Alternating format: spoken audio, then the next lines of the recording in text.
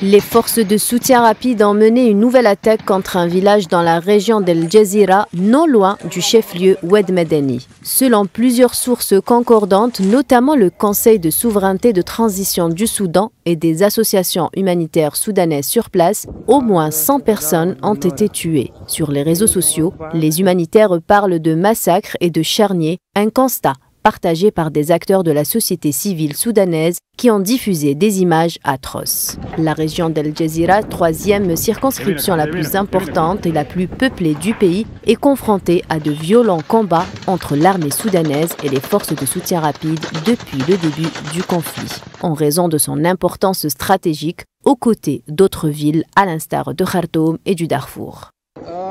Ce conflit, qui dure depuis plus d'1 an, a engendré une crise humanitaire sans précédent. Selon les chiffres des agences onusiennes, quelques 18 millions de personnes souffrent de la faim et 3,6 millions d'enfants de malnutrition aiguë. D'ailleurs, l'ONU ne cesse d'exhorter à la mobilisation internationale pour une solution pérenne au conflit au Soudan. Pas plus loin que ce jeudi, l'Organisation internationale pour les migrations a averti que le nombre de déplacés internes dans le pays pourrait dans les prochains jours dépasser les 10 millions. Cela dit, la crise au Soudan a des répercussions directes sur les relations internationales, notamment dans la région où la médiation africaine tente par tous les moyens de parvenir à un cessez-le-feu, ce qui est empêché par les ingérences étrangères à maintes reprises dénoncées par la mission diplomatique du Soudan à l'ONU.